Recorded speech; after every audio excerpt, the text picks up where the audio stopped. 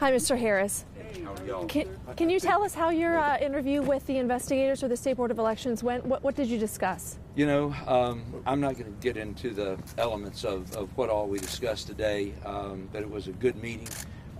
You know, we feel like that we said several weeks ago when this whole thing started that our intention was to cooperate, and we want to cooperate. We want to help in any way we can with the investigation to get to the answers that the State Board of Investigators are looking for. So we have sought to do that. At the same time, this morning, as you know, we did file a motion to the court that I should be certified as the congressman of the 9th Congressional District. And we continue to stand by that.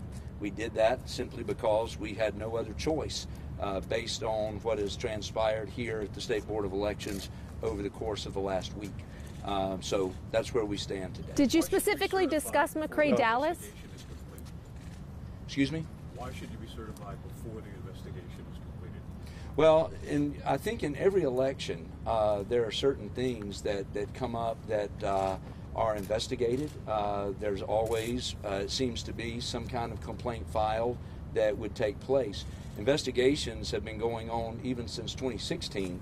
We know into the elections that happened that fall, and they continue even to this day. It did not forbid certification of many of those races. So I think it's important for the Board of Elections to do their ministerial duty. Unfortunately, we don't have a State Board of Elections at the present time due to the 3-judge panel ruling last Thursday night. And the governor announced yesterday he would not be appointing an interim board whatsoever. And so we kind of find ourselves with in no man's land, if you will, and we have asked the court to step in and with a writ of mandamus, I believe it's called, to ask that certification take place of this race. I mean, no man's land only until November. In our opinion, at this time, instead of standing here, he should be in D.C. at this very time getting sworn in. That is true. It's during this hour that I believe it's at 1 o'clock exactly that my 434 colleagues in the U.S. House of Representatives will raise their hand and take the oath of office and will be seated. It's my understanding, I think I'm correct, that I'm the one seat remaining of the 435 to be seated. And so, again, we committed early on that we certainly want to help in any way we can with any investigation to get to the bottom of it. But we believe that, again, that I should be certified. We don't believe that the number of ballots in question would change the outcome of this election.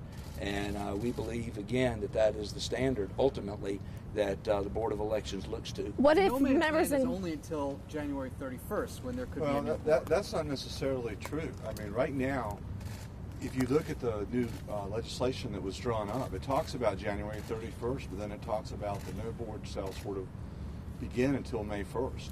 So while we don't know how long that's going to be, look how much litigation and legislation has occurred over the last statute. To say that we know that something can proceed on a certain date would be very presumptuous. What if there's an effort in D.C. to vacate your seat?